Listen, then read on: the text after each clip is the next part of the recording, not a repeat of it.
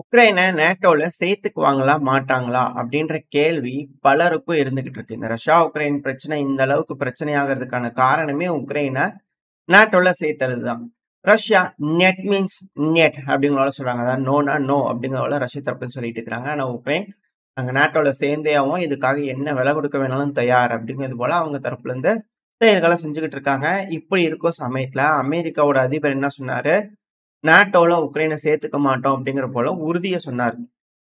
ஆனா இப்ப ஹேக்ல நேட்டோவோட மீட்டிங் நடக்க இருக்கு. அந்த நேட்டோவோட மீட்டிங்க்கு உக்ரைனுக்கு அஃபிஷியலா இன்வைட்ட அனுப்பிட்டாங்க.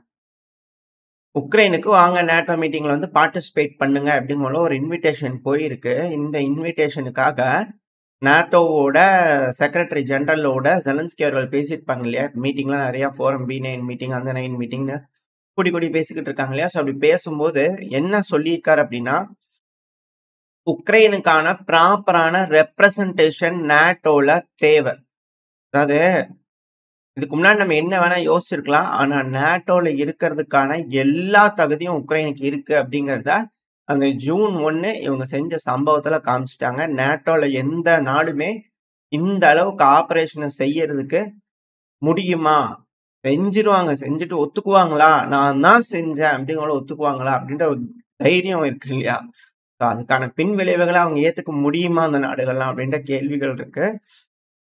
எந்த நாடும் செய்ய மாட்டாங்க. ஸோ நேட்டோல சேர்றதுக்கு உக்ரைனுக்கு 10 பொருத்தமும் அம்சமா பொருந்தி இருக்கு அப்படிங்கிறது மட்டும் தெரிஞ்சுக்க முடியுது. ஸோ உக்ரைன் அந்த ஆப்பரேஷன் ஸ்பைடர் வெப்பன் நாங்க தாங்க பண்ணோம். எங்களோட செக்யூரிட்டி சர்வீஸ் தாங்க பண்ணுச்சு அப்படிங்கிறது போல அ ஒத்துக்கிட்டு இருந்திருக்காங்க. இந்த மீட்டிங்லாம் உட்கார்ந்து பேசிட்டு இருக்கும்போது. ஸோ ப்ராப்பரான ரெப்ரசன்டேஷன் எங்களுக்கு வேணும் அப்படிங்கிறது போல ஜெலன்ஸ்கி அவர்கள் கேட்டிருக்காரு. இதெல்லாம் இப்ப நடக்கக்கூடிய எஸ்கலேஷன்ஸ். அடுத்த லெவல் ஆஃப் எஸ்கலேஷன்ஸ் இந்த ரஷ்யா, உக்ரைன் பேச்சுவார்த்தை. ஏன்னா இது சுமூகமா முடியுமா? பேச்சுவார்த்தைக்கு போய் தீருமான்னு பார்த்துட்டு இருந்தா, திரும்பவும் உக்ரைன நேட்டோல சேர்த்துறதுக்கான எல்லா விஷயத்தையும் செஞ்சுகிட்டு இருக்காங்க திறன்பட. இப்ப இந்த சமயத்துல தான் நேத்திக்கு ரஷ்யா, உக்ரைன் பிரச்சனையோட பேச்சுவார்த்தை வந்து துருக்கியில வச்சு நடந்தது. செயல்கள் வேற மாரி இருந்துச்சு. ஆனா பேச்சுவார்த்தையில வந்து பார்த்தீங்கன்னா, அந்த காம்போசிஷன் ஏதாவது சேஞ்ச் ஆயிருக்கான்னு கேட்டீங்கன்னா, இல்ல. ரஷ்யா இப்பவும் அவங்களோட டிமாண்ட அப்படியே தான் வச்சிருக்காங்க. உக்ரைன்ல எலக்ஷன் வரணும். 4 ஒப்லாஸ்ட் வந்து வெளிய போணும். அந்த எலக்ஷன் எப்படி நடத்தணும்னு ஏகப்பட்ட டெர்ம்ஸ் அண்ட் கண்டிஷன்ஸ் வந்து பண்ணா ரஷ்ய தரப்புல இருந்து இருக்கு. ஸோ அவங்க வந்து ஃபர்ஸ்ட் லெவல் ஆஃப் மெமராண்டம் வந்து பார்த்தீங்கன்னா குடுத்துருக்காங்க உக்ரைனுக்கு. ஸோ இத கோ த்ரூ பண்ணிட்டு என்ன பண்ண முடியும், என்ன பண்ண முடியாதுங்கலாம் பார்த்து பேசிட்டு சொல்றோம் அப்படிங்கிறது போல உக்ரைன் தரப்புன்னு சொல்லிக்கிறாங்க. ஆனா இந்த ஸ்மூத்தா நடக்கக்கூடிய விஷயங்கள் என்ன அப்படின்னா, இரு தரப்புலயும் பிரிசனர் எக்ஸ்சேஞ்ச் வந்து பார்த்தீங்கன்னா பண்ணிக்கலாம் அப்படிங்கிற சொல்லியிருக்கிறாங்க.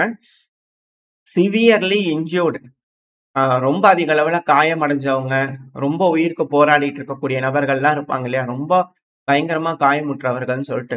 ஸோ அவங்க எல்லாருமே அதாவது அன்ஃபிட் ஃபார் சர்வீஸ் அப்படின்னு கூட சொல்லுவாங்க. பயங்கரமா காயமடைஞ்சிருச்சு, கை, கால் இழந்திருப்பாங்க. இதுக்கப்புறம் அவங்களால வந்து பார்த்தீங்கன்னா, ஹாஸ்பிட்டலைஸ் ஆயி ஒரு நார்மலான வாழ்க்கை வாழ்றதுக்கே கஷ்டப்படுவாங்க.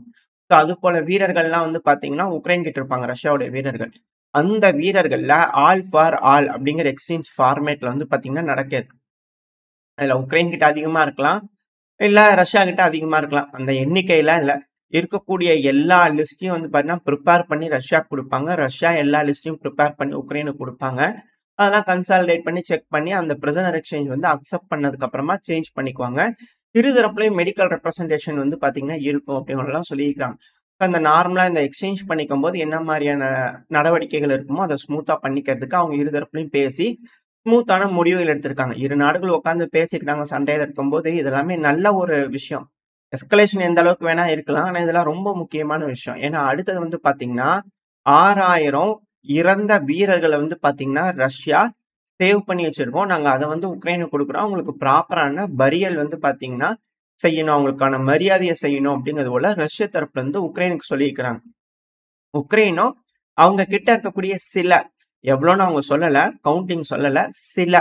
ஸோ சில உடல்கள வந்து பார்த்தீங்கன்னா, ரஷ்யாக்கு குடுப்பாங்க. இது ஒரு நல்ல ஒரு அண்டர்ஸ்டாண்டிங் தான்.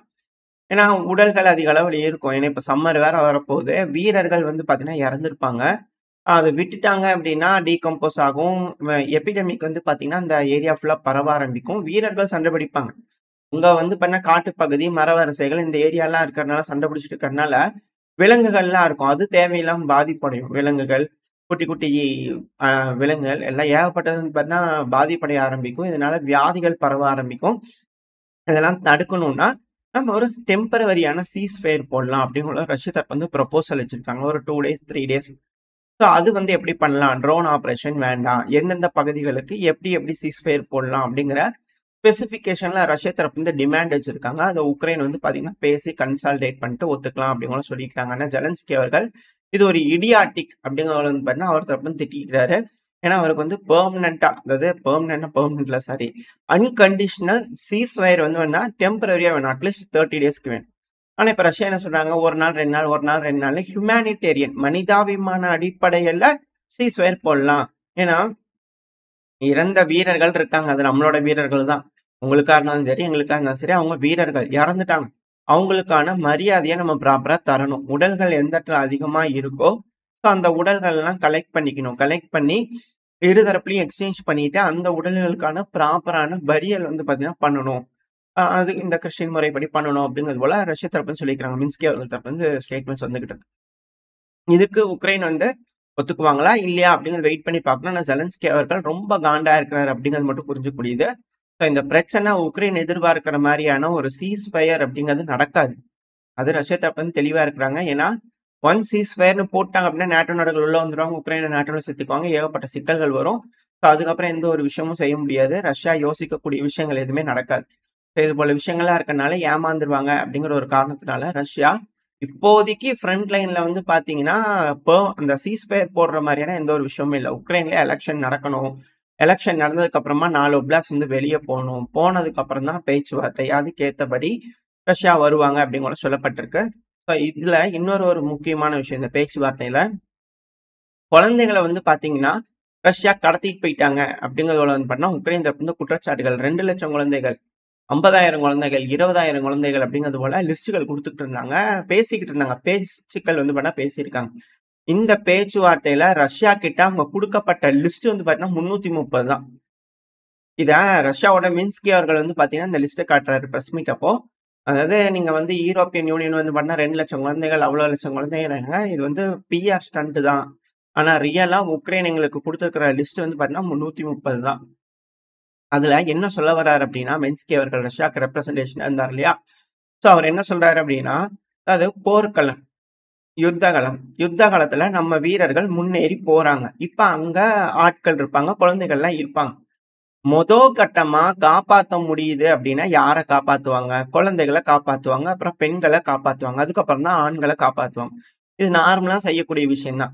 அங்க அவங்க இருக்கிறாங்க அப்படிங்கும்போது, இவங்க மாறி மாறி சகட்டுமேனிக்கு குண்டுகள போட்டுக்குவாங்க. ஏர் ஸ்ட்ரைக் பண்ணிக்குவாங்க. துப்பாக்கிச் சூடு நடத்துவாங்க. இதுலலாம் கிராஸ் ஃபயர்ல வந்து சிக்கிட்டாங்கன்னா, சிவிலியன்ஸ் பெருமளவுல உயிரிழப்புகள சந்திப்பாங்க.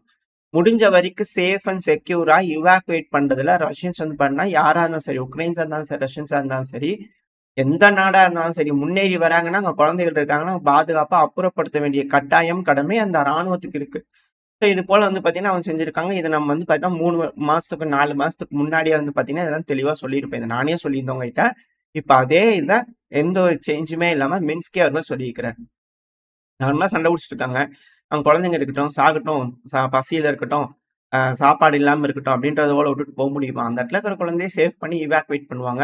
அதுக்கப்புறமா அந்த குழந்தைகளோட அப்பா, அம்மா எங்க இருக்காங்கன்றத பார்த்து அவங்க கிட்ட குழந்தைகள சேர்ப்பாங்க. அந்த அப்பா, அம்மா வந்து பார்த்தீங்கன்னா, அப்பா வந்து உக்ரைன்ல இருப்பாங்க, அம்மா வந்து ரஷ்யால இருப்பாங்க. இல்ல அம்மா வந்து உக்ரைன்ல இருப்பாங்க, ரஷ்யால வந்து அப்பா இருப்பாரு. ஸோ இது போல வேலைகள்லாம் இருக்கும். அங்க இருக்கக்கூடிய நபர் எங்க போகணும்னு ஆசைப்படுறாங்க அப்படிங்கிறதெல்லாம் பொறுத்து, ஒரு நாடு தலையிட்டு இத்தன நாளா யுஏஇ இருந்தாங்க. அதுக்கப்புறம் கத்தார் இருந்தாங்க. நார்மலா இவங்கலாம் வந்து பேசிட்டு இருந்தாங்க. இதுல இது இருந்தாங்க. இப்ப 2 பேர் இரு தரப்புலயும் பேசிக்கிறதுனால, ப்ராப்பரான லிஸ்ட் 330 குழந்தைகளோட லிஸ்ட் வந்து பாத்தீங்கன்னா, ரஷ்யாக்கு குடுத்திருக்காங்க. இது போக 33 குழந்தைகள், ரஷ்யாவோட குழந்தைகள் உக்ரைன்லயே இருந்திருக்காங்க. அதையும் வந்து பண்ணி எக்ஸ்சேஞ்ச் பண்ணியிருக்கிறாங்க. இந்த நியூஸ் வெளியவே வரல. மின்ஸ்கி அவர்கள் சொன்னதுக்கு அப்புறம் தான் இது போல விஷயங்கள் நடக்குது அப்படின்னு கூட சொல்லப்பட்டுட்டு வருது. அத தெரிஞ்சுக்க முடியுது. அதாவது இது எல்லாமே உக்ரைனோட வியூலயே தான் எல்லாரும் வந்து பாத்தீங்கன்னா, எல்லா நியூஸும் வந்து மீடியாக்கள் எல்லாமே இருக்கும். ரஷ்ய தரப்புல இருந்து என்னதான் சொல்றாங்க, என்னதான் பண்றாங்கன்றது வெளியவே வராது. பிகாஸ் அது ரஷ்ய அதிபரான விளாடிமிர் புட்டின் அவர்களே சொல்லிட்டாரு. நான் டைம் வேஸ்ட்ங்க. மீடியாக்கள் வந்து எல்லாமே வந்து பாத்தீங்கன்னா, கண்ட்ரோல் பண்றது பெஸ்ட் தான். அதனால அதுல நம்ம போய் ட்ரை பண்றதுங்கிறது வேஸ்ட் தான். அப்படிங்கிறனால அவர் தரப்புல இருந்து இந்த டக்கர் கல்சன் அவர்கள் தரப்புல பேசியிருந்தார் இல்லையா இன்டர்வியூல. ஸோ இத வச்சு நம்மளால தெரிஞ்சுக்க முடியுது. உக்ரைனும் வந்து பார்த்தீங்கன்னா, குழந்தைகள அப்டக்ட் பண்ணியிருக்கிறாங்க. அத திரும்பவும் ரஷ்யா கிட்ட குடுத்துருக்காங்க அப்படிங்கிறதுல மாற்று கருத்து இல்ல. ஸோ இதனால ரஷ்யாவோட அதிபர் வந்து குற்றவாளி அப்படிங்கிற போல சித்தரிப்பு பண்ணி, அதுக்கு ஒரு கேஸ போட்டு, அதுக்கு ஒரு கோர்ட்ட வச்சு, அவர புடிச்சு ஜெயில்ல போட்டு ஏகப்பட்ட வேலைகள் நடந்துருச்சு. அதெல்லாம் வச்சு பார்க்கும்போது, அந்த கோர்ட் தேவையா? இல்லையா? அந்த கோர்ட் மேலேயே எல்லாத்துக்கும் சந்தேகமா இருக்கு. முதல்ல அந்த கோர்ட்ட விசாரிக்கிறதுக்கு ஏதாவது ஒரு அமைப்பு வருமா இதுக்கு மேல? அப்படின்ற கேள்விகள்லாம் பலருக்கு இருக்கு. ஏன்னா இவ்ளோ கிளாரிட்டியா இருக்கும்போது 300 தானே குடுத்துருக்கீங்க லிஸ்ட்டு. 2,00,000 லிஸ்ட் குடுத்துருக்கணுமா? இல்லையா? அப்ப சொன்னதெல்லாம் பொய்யா? அப்படிங்கிற கேள்விகள் பலருக்குள்ளயும் வர ஆரம்பிச்சிருக்கு. ஸோ வெயிட் பண்ணி பார்ப்போம். இந்த நடந்த பேச்சுவார்த்தைய பொறுத்தவரைக்கும் ஸ்மூத்தா இருக்கக்கூடிய விஷயங்கள் என்னன்னா, குழந்தைகள முதல்ல எக்ஸ்சேஞ்ச் பண்றாங்க. காயமடைஞ்ச வீரர்கள எக்ஸ்சேஞ்ச் பண்றாங்க. அது போக பிரிசனர் ஆஃப் வார் எக்ஸ்சேஞ்ச்ங்கிறது மேக்ஸிமம் லெவல்ல பண்ணிக்கலாம் அப்படிங்கிறதுலயும் பேசியிருக்காங்க. அது எந்த அளவுக்கு நம்பர்ஸ் என்ன ஏதுங்கிறத சொல்லல. ஆனா காயமடைந்த வீரர்கள வந்து ஆல் ஃபார் ஆலுக்கு எக்ஸ்சேஞ்ச் பண்றாங்க. அ டெம்பரரியா சீஸ்ஃபயர் போட போறாங்க. ஸோ அந்த சீஸ்ஃபயர்ல இறந்த உடல்கள மீட்டெடுத்து அவங்களுக்கு ப்ராப்பரான மரியாதை செலுத்தும் விதமா செயல்கள செய்றதுக்கான ஒரு ஹியூமானிட்டேரியன் அடிப்படையில சீஸ்ஃபயர் போடலாம் அப்படிங்கிற ரஷ்ய தரப்பு வந்து ப்ரொபோசல் வச்சிருக்காங்க. ஸோ இது போல விஷயங்கள்லாம் உக்ரைன் எப்படி அனலைஸ் பண்ண போறாங்க? 2வது ரஷ்யா குடுத்த டிமாண்ட உக்ரைன் ஒத்துக்குவாங்களா? எலக்ஷன வைப்பாங்களா? அப்படிங்கிறது தான் மிக பெரும் கேள்வியா இருக்கு. அப்படியே எலக்ஷன் வச்சாலும் அதுக்கு கீழ நெறைய டெர்ம்ஸ் அண்ட் கண்டிஷன் இருக்கு. ஏன்னா உக்ரைன்ல வந்து பார்த்தீங்கன்னா, இந்த செய்திகள நம்ம தொடர்ந்து பார்த்துட்டு இருக்கோம். அத திருப்பியும் நம்ம ரிமெம்பர் பண்ண வேண்டிய கட்டாயம் இது. உக்ரைன்ல இருக்கக்கூடிய பெரும்பான்மையான மக்கள் யூரோப்பியன் யூனியன் பல நாடுகளுக்கும் போயிட்டாங்க. அவங்கலாம் ஓட்டு போடணும்னா, ஆன்லைன்ல ஓட்டு போட முடியும். 2வது உக்ரைன்ல டியூயல் சிட்டிசன்ஷிப் தந்திருக்காங்க. மெர்சனரிஸா வரவங்க கூட வந்து பாத்தீங்கன்னா, இதுக்கு மேல உக்ரைன்ல சிட்டிசன்ஷிப் அப்படின்னு சொல்லிட்டு ஓட்டு போட முடியுமா? இது போல ஏகப்பட்ட டெர்ம்ஸ் எல்லாம் இருக்கு இல்லையா? ஸோ இது எல்லாமே பேச்சுவார்த்தையில இருந்திருக்கலாம் அப்படின்னு சில அனலிஸ்ட் வந்து சொல்லப்பட்டு வருது. ஏன்னா இதெல்லாம் ரெகுலேட் பண்ணும். இப்போ உக்ரைனோட ஆளுங்க உலகத்துல பல நாடுகள்லயும் அகதிகளா இப்ப இருக்காங்க. இப்ப அவங்க ஓட்டு போடுறது அவங்க தான் போடுறாங்களான்னு எப்படி நம்மளுக்கு தெரியும்? ஆன்லைன் வோட்டிங் வந்து பார்த்தீங்கன்னா கொண்டு வந்திருக்காங்க உக்ரைன்ல புதுசா. செலன்ஸ்கியாவே இப்ப கடந்த சில மாசங்களா நடக்கக்கூடிய விஷயங்கள். இதெல்லாம் நம்ம செய்திகளா பார்த்துட்டு வரோம். இப்ப ஆன்லைன்ல நான் இங்க இருக்கேன், இந்தியால இருக்கிறேன். நான் உக்ரைனியன் தான் சொல்லிட்டு உக்ரைன்ல ஓட்டு போட்டேன்னு வச்சுக்கங்க. எப்படி? அப்படிங்கிற ஒரு கேள்வி இருக்கு. இது எப்படி செக் பண்றது? என்ன மாரியான நடவடிக்கை? இத இது எப்படி அவங்கலாம் வந்து உக்ரைனுக்கே வருவாங்களா? ஏகப்பட்ட கேள்விகள் இருக்கு இல்லையா? இதுக்கெல்லாம் எப்படி பதில் கிடைக்க போகுது?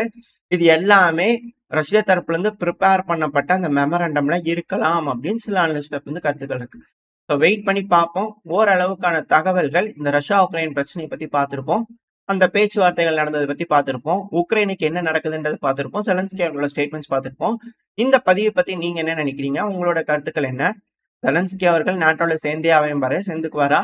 இல்ல இந்த பிரச்சனைய முடிச்சதுக்கு அப்புறமா சேர்ந்துக்குவாங்களா? இல்ல சேராமயே இருப்பாங்களா? உங்களோட கருத்துக்கள் என்ன? இந்த பிரச்சனை திரும்பவும் வெடிக்குமா? உங்களோட கருத்துக்கள் என்ன அப்படிங்கிறத கமெண்ட் செக்ஷன்ல சொல்லுங்க. இதோட இந்த பதிவை நான் முடிச்சுக்குவோம். இந்த பதிவு நல்லா இருக்கும்னு நம்பிக்கையில அடுத்த பதிவுல உங்களை சந்திக்கிறேன். அது வரைக்கும் ஸ்டே சேஃப். பை.